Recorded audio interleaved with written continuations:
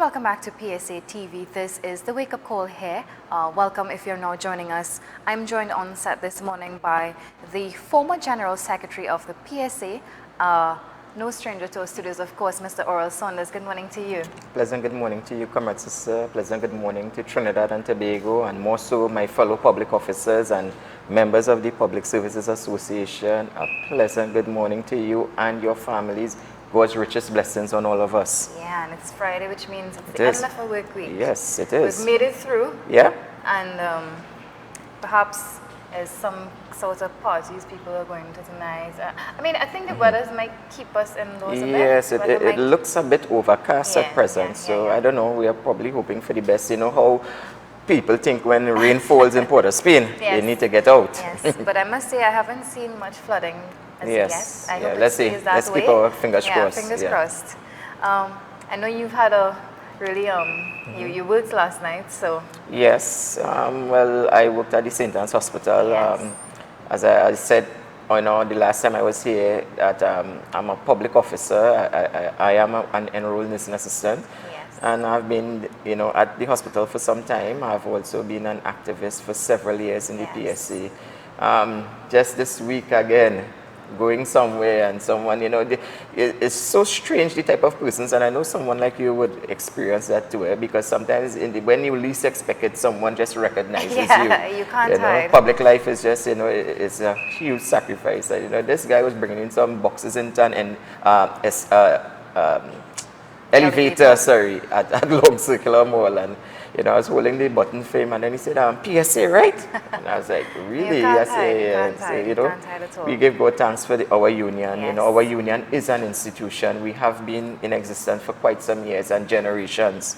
Prior to my being in the public service, and even long after I leave, I'm sure that the PSA will continue. That will continue. Yes, it is. And I think it's up to us now to leave something that the generation to come will, benefit from it. Correct.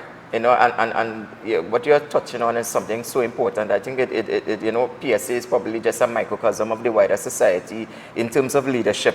Leadership, or I should say effective leadership, is supposed to always be about planning for the future and also preparing other leaders to take up your position and inculcating in even their minds that they also should be preparing, we call it succession planning for a more formal title. But really and truly, we as parents, we do the very sad thing. We train our children and we train them to be productive adults in the society. And the PSA must continue to carry its role. I consider leadership a relay. You run your stint and you pass the baton on, and you trust that the other person will pass the baton on when it's that time as well. And I think this day and age, more so in Trinidad, it is very critical that we do stuff like that. Of course. With in terms of retrenchments, layoffs, it's something that has become quite synonymous with this administration, Yes, unfortunately. Well, I can recall with distinct clarity that the country, especially for us public officers, because even when I was a child, I can recall the 80s, and it was really those austerity measures when former Prime Minister A.N.R. Robinson, my mother, she was a nurse at the point in time, and I remember. Where it came from. Yes, and I can recall the drastic changes that our family had to undertake. And my family was just like many other families. In fact, many persons would have migrated, many public officers. Many of us stayed, or persons like my mom, they would have stayed the time. So it's a cycle. So we will go through these austerity measures, and it's going to be tough. I think it is already tough on many persons, especially persons like public officers who remain on fixed incomes as well as pensioners. Yeah, I mean, when we look at negotiations, we're still, many public officers are still on salaries from 2011, 2013. Yes, especially our colleagues at Civil Aviation Authority. My heart really goes out to them, because sometimes, it's easy for us to get caught up on our day-to-day aspirations, our day-to-day activities, but we have to always bear in mind that for a society to flourish, we have to consider others in every aspect of it. And even the Public Services Association, we have to always try our best to ensure that all of our public officers are on an even keel, so that we at least we strive together, we face our challenges together, and most importantly, we overcome those challenges I think together. whether we like it or not, people depend on people. Of course we do. To survive. Of course we do. And that is what the union is all about, you know. I may be strong on my own, but I'm stronger if you are by my side. I'm stronger if my colleagues, if it is my section is on my side, if my executive, my president of the union is on my side. We all are stronger if it is we strive collectively. And really and truly, that is really the genesis of where unions would have come about from, you know. And speaking about section, I know you are the section chair of... No, I used to be the section chair of St. Anne's Hospital. But I am still in the PSA as a member, and at present we are still facing the dilemma that when I was previously here, we had spoken about. I am sad to report nothing has changed, nothing has improved. I'm still not seeing the Nursing Council coming out and making a public statement, whether it's a press release, whether it was an interview. We still are in the dark. I must say thank you to yourself and the team, because last time I checked, I think it was probably over 550 views that I would have recognized, persons going up on the PSA TV page via YouTube to really find out, you know, what was said at our last interview. And, you know, persons have been reaching out to me deeply concerned. They didn't realize it was that bad. They knew it was bad, but they never recognized that the Nursing Council's election and the delay of the election continues to be a sore point.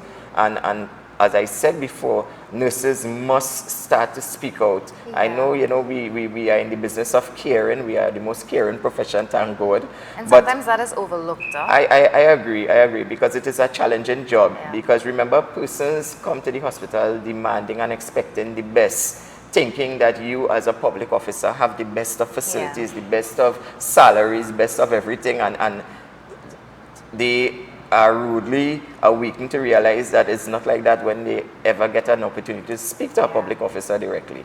And sometimes you wonder, well, why is this public officer talking to me like that? But you fail to realize that, you know, public officers are people as well. Yes, and they go through the same or even more challenges that the everyday person would face. And I think it's only human that when we're upset, we're upset.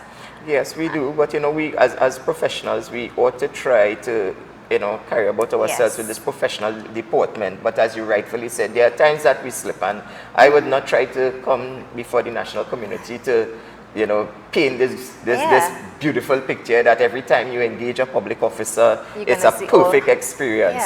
I myself, as a public officer, I go to various public offices, and sometimes I am, you know, very much taken aback by the treatment. I think this job has taught me a lot. Wonderful. In terms of why people are the way they are. Yes. And now when somebody probably, it doesn't really happen, but if in the event that someone treats me with a certain attitude, I would now smile, because I know, okay, this is your situation, and perhaps you're a bit disgruntled this morning, you know, so you're probably sleep deprived, so I'm going to just leave you alone, because I know who I am as well. Right. So, and it's the same with nurses, it's the same with doctors. Yes. And a shift system is never easy to deal with. It isn't.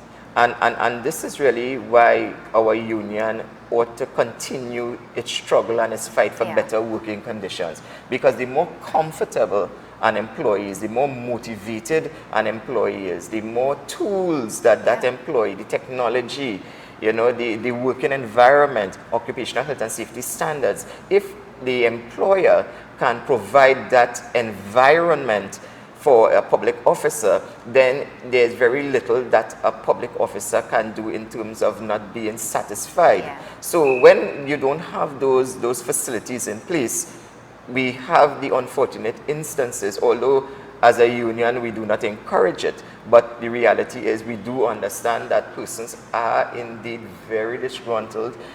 They have so many challenges in terms of their salaries not being able to really reach a living wage. They are unable to pay their rent the way they or live in places that they believe they ought to be living in. And this is something that is really one of my pet peeves, because I believe that as an employer, the government being the biggest employer, if it is we are indeed aiming at first world nation status, then if you look across the board, whether it is in America, whether it is in England, Switzerland, all of these, even our famous Singapore model that we always like to reference, yes. You see a greater emphasis placed on public officers, because at the end of the day, those state bodies recognize that my employees must be treated with a level of courtesy, with a level of respect, so that the population, when visiting those offices, they will usually leave very satisfied, if not all the time, satisfied knowing that public services work. And I think to an extent they've set standards. Yes, they have. And I mean, if it is that we've always been, like you rightly said, we've always been patterning the Singapore model, for instance. Yes. If it is that we're doing that, then we can't be doing it conveniently. Correctly. We can't just want the buildings and the structures and the everything else like Singapore. Yeah. But when it comes down to the human aspect of it, we're falling short. Exactly, because when you look at the Singapore model, a greater emphasis was placed on their human resources. It was placed on retraining the society. That partnered with the education system. Exactly. And this is probably the direction that Trinidad and Tobago, we should be following as well, because as you rightfully said, we can't be taking part of the model and leaving out part. It's either we are following our best practices or we are not. And public officers, I am happy to know that we try our best. You know, we try our best under the circumstances that we are faced with, and it is challenging, it is frustrating for some persons when they have to take time off from their work, come to a public office, see something or try to get something done and unable to do it, having to take another time to come off, and you know, it's really challenging, and that member of the society, that citizen, places the blame at the public officer. Of course. They not don't understanding understand the back end of exactly what is behind that frustration. But you know what, let's say for example, if we were to use the analogy of checks and balances, many legislation that we hear discussed at the parliament is about setting up state enterprises and trying to move public officers out of the public service. But you know, we have to fight those situations, because at the end of the day, checks and balances that the public officer performs is really what saves the public purse from corruption and from losing money. Yeah. And I think that's where accountability and transparency needs to play a greater role as well. Yes. I mean, we hear a lot about, you know, audits and this and that, but when it comes down to it, transparency is always something that has been lacking. Yes, and really and truly, I think, as you rightfully said, that the role of the public officer, sometimes, you know, persons view us in a negative manner based on our output in terms of, if it is, they would expect that we are supposed to, let's say for example, you went to the licensing office and you wanted to look at their productivity level, and you are saying that the benchmark you would like to establish is that we do at least 500 renewals per day. Now, ideally, a public officer can perform that. But if it is that the photography machine is not there, if it is the police didn't come out for to actually stay with the cashier to ensure a safe environment, persons aren't interested in the problems that you go through, your challenges to perform your task. They are just saying that they would like to get that 500 permits renewed. And you know, it is something that public officers, we would like to, you know, perform better. We would like to perform more. But we could only go so far, and the state, being the biggest employer, has to reach out to us in order for us to get the job done. And I would like to take this opportunity to even encourage my fellow public officers who are viewing this station and viewing our interview. Don't become discouraged in spite of the criticisms that the public may send our way. I would like you to always know that honest days work for honest days pay. You go out there on a daily basis as much as possible and you fight it to have a pleasant demeanor. Smile at, you know, it's hard, it's challenging. You smile as much as you can. You try to help persons out as much as you can, even if it means going beyond the call of duty sometimes. You may not do it every single instance, but during your course of your day, I'm giving each public officer this challenge. During the course of your day, make sure that at least one person, you went beyond the call of duty to ensure that that person got through with what they tried to get when they came in front of you. Because sometimes you aren't able to provide the service the person wants, but you know what you can do is to direct them in the correct channel, giving them proper advice, giving them, you know, your years of experience in how to get over your challenge, how to get over your problem. And you know what? That person leaves your office so encouraged, so motivated that they talk to someone else. Sometimes they even place it in the press, you know, in the printed press to say, listen, I went to the hospital on Ward 1 and I received such wonderful treatment. I want to commend those public officers. And that is what we want to do. We want to provide an environment of productivity. We want to provide an environment of service to the public, so that whenever negotiation comes around, the government and our employer has very little defense as in why we should not get what we are demanding. And that's what it is. It's a domino effect. Yeah. And you're right about when the average citizen goes into any healthcare system, for instance, and you know, and they're not treated with what they expected, and they take to social media. That is the first place that we go to. We are living in different times. We are living in different times. The informal news sector, you know, persons listen more to social media than even the formal news channels that persons used to, you know, pay attention to long ago. Let's talk health a bit. Sure. How do you deal with criticisms that you may face, if you have though? Sure. You know, how would you deal with it? Well, what I can say is that I was assigned to the assessment office, which is really like the emergency room of the psychiatric hospital named St. Anne's Hospital for quite some time. I was just moved from there. And I made it a point of duty for myself that I will try to provide the best levels of service to everyone that comes in front of me, giving them the best information, always being pleasant, always being informative in terms of any information that they require about my hospital, about psychiatric services.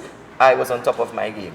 But that was a personal credo that I gave myself, because mental health and mental wellness still remains, unfortunately, a taboo subject in this society. Persons, when they think about mental health, they only focus on those homeless persons that they see lying on the streets, armed, chasing. Right, and really and truly, as you rightfully say, sometimes they even perceive the persons providing the service as also being mentally ill. So what I chose to do was to try to deliver the highest levels of service to persons. And I have seen thousands of persons over the years that came through St. Anne's Hospital. Persons, attorneys, government ministers, opposition, senators, clergy, the imams, pundits, everyone coming. Either they were coming to get information, or either they came to admit a relative, or whether it is they just were seeking help for someone that they were very much concerned about. And one of the critical things public officers need to know is being, you know, in the know. You must know what your job entails, and knowing what your job entails, and even what the services of the environment that you are in, the ministry that you are in, the department that you are in, so that when persons come to you and ask you for information, you are always able to deliver that type of service and information to persons. Persons don't come to you because they want to, you know, they come to you because they don't know and they would like you to help them. So when persons come into a health institution, I would always encourage my colleagues for us to deliver the best healthcare possible. So like for example, persons coming in to St. Anne's Hospital, we personally as public officers, my colleagues at St. Anne's, we decided that we would have a turnaround time that within 10 minutes of coming into the hospital, you will see a nurse and you will be triaged. So we'll be taking your information, making sure that we check your blood pressure and all these sort of things, and ensuring that you are well primed and well set to meet a doctor within 10 minutes. That is really, really impressive. Without failure. Wow, wow, wow.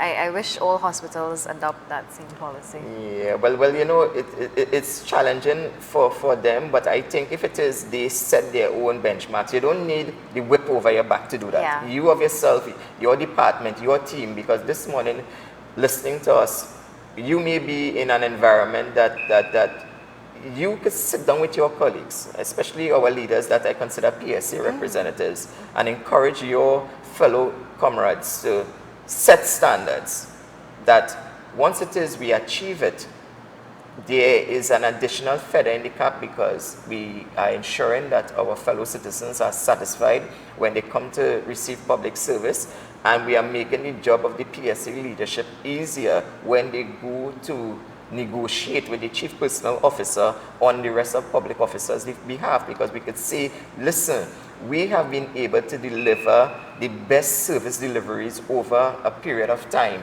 We have had 0 complaints or very minimal. We were able to take down the complaints from 50% to 30% to 20% so that we could show the statistics to the CPO to show why we deserve the salary increases that we are demanding. Now, that could work either for or against. Okay. On the flip side, that yes, is that. Sure, no problem. And then you can also have where, you know, persons might say, well, okay, they look happy.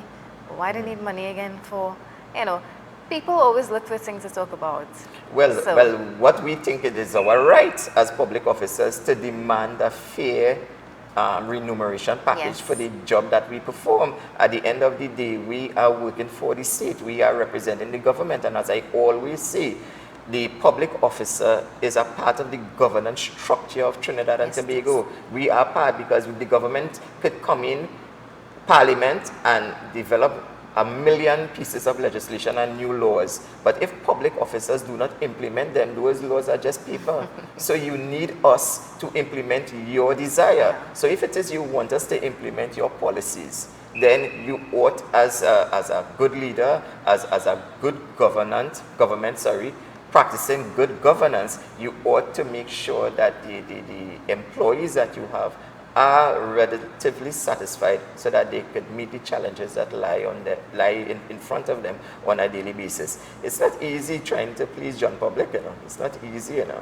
You know, people come to public offices demanding the highest service at all times, because sometimes you walk in a government building and you hear somebody shouting or cursing at the top of their voice. That person is a dissatisfied customer. And if it is, we are dissatisfied client. And if it is, you were to find out what is going wrong. We as public officers at the end of the day have to solve that person's problem.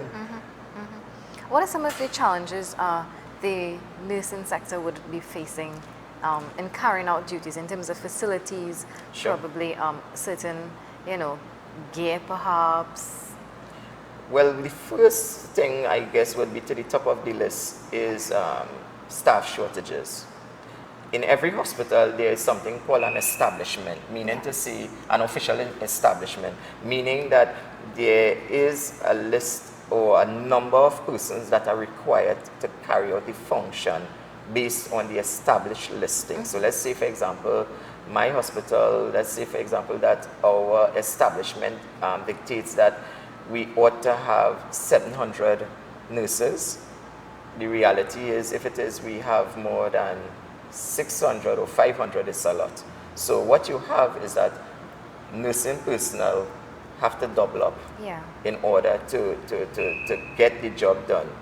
And then even with the amount of persons that you have, there's no guarantee that when you go to work on any particular day, every single person is going to come out to work for whatever challenges, whether it's family commitments, they're not feeling unwell, vacation leave, it doesn't matter. At the end of the day, most times when you go to the hospitals, most times, there's always a problem in terms of staff shortages. Working conditions. The working conditions within the hospitals are very, very challenging in many instances because lack of equipment, functioning equipment. We also have some of the challenges of persons not being paid at the correct incremental point. Now, increments are something that affects all public officers. And in the nursing fraternity, there is no difference. Every year, upon a successful completion of your anniversary date, you are supposed to be assessed. And in that assessment, you are supposed to receive an increment providing that your services was positive. Yeah. And many members of staff across the board have not been paid their increments, and many persons are working, in fact, for less money in some instances than persons who are junior to them. Wow. And that in itself is demotivating. Yeah. And it's really frustrating because when you complain to your employer, the regional health authorities, they in themselves are saying they are working on it, but they have to get the finances to release in order to pay you at your correct incremental point. And that continues to be a challenge.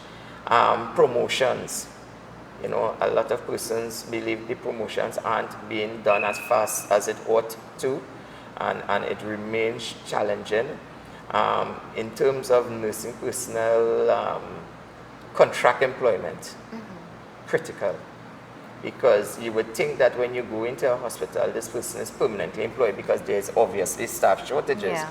But unfortunately, the system that is being rolled out these days, they continue to encourage contract employment.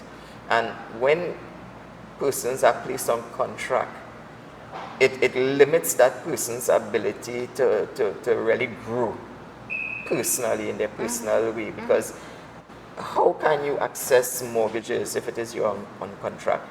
And it really interferes with your mental health and your ability to really build a proper foundation for your family. So contract labor continues to be one of our major challenges.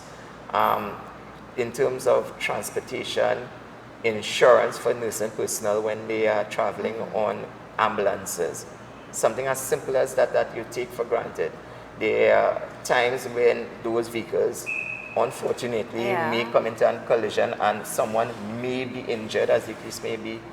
Insurance for those persons. Persons are very much, very concerned about how they are able to function if it is they are injured while on work, if it is workmen's compensation is going to kick in, if it is the regional health authority has a plan in terms of insurance that they would be reimbursed or, for their injuries. And those are the, some of the critical areas that affects, quality nursing care, as we call it. In terms of health, health and safety Yes. for these nurses. Yes. Because in a day where crime is rampant, Yes. You find a lot of I don't want to say it, but you find a lot of criminals coming into Of course. the hospital environment. that Yes, is. yeah. Yes. So how does that now make the nurses feel? Because the question of security and safety comes in.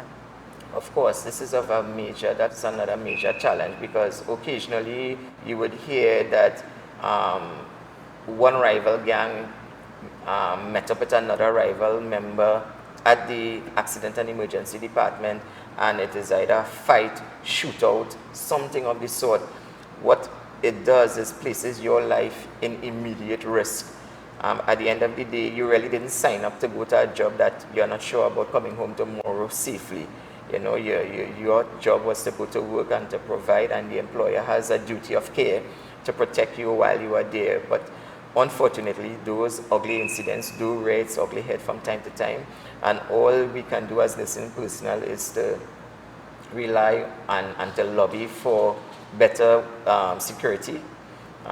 It's a challenge, but we have to try our best to be vigilant but it is only so far you can go, Yeah. you know, because these things are such an unplanned event. It's just something that just occurs, you know. Sometimes I would have heard of instances where persons were even attacked, and yet, as you rightfully said, remember, nurses, we work shifts, and that shift system, many times, sometimes you finish work at 10 p.m. and you have to leave the hospital environment, and we try to encourage nurses to wear their uniform, because thankfully there's still some level of respect that members of the society show to nursing personnel. So you'll see a female nurse walking on the promenade, let's say for example in San Fernando, you know, because the hospital is at the end of the promenade, and you're walking up there after work, and you are trusting that that uniform will be Protect some you. form of protection, you know, for you to at least reach to your taxi stand where you could probably go home. There are certain hospitals that are actually employing different periods of time for work, 12-hour shifts. Now, the PSA has to be involved in any of those discussions, because it is a variation of your terms of employment. And if it is you're moving persons from an 8-hour work week to a work day to a 12-hour work day, then there must be buy-in, there must be education, there must be agreement. So it is not something that should be forced upon nursing personnel. And you know, we would want to ensure that if it is that that situation is rearing its ugly head, that discussions, respectful discussions, will take place with our union and the persons who are affected. You know, I could say, for example, in terms of security, it goes beyond the point of not only my nurses as attached to St. Anne's Hospital. I would even go as far to say that my attendants who are responsible for quelling any disturbances, they too have serious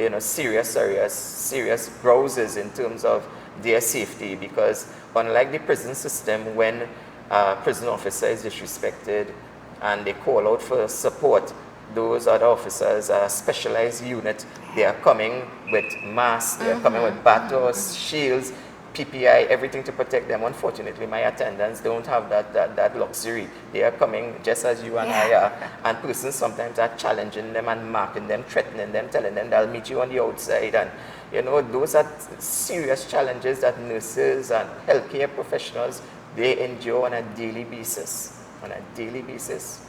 Jeez. To carry out a job, Yes. knowing that, you know, someone might be marking you, that is very tough. It is, because you may not be aware, but let's say, for example, at St. Anne's Hospital, we have what we call the forensic unit. Yeah. The forensic unit, for those persons who aren't aware, are persons who would have been sent to the hospital via the courts. You know, sometimes you read in the newspapers, or you would have heard of a story that was, you know, a bit gruesome, and you would have heard that the magistrate or the judge in question would have sent someone for an assessment at St. Anne's Hospital. Yeah. Usually that lasts between 7 to 14 days in the first instance. And the police is bringing that prisoner, so to speak, in handcuffs.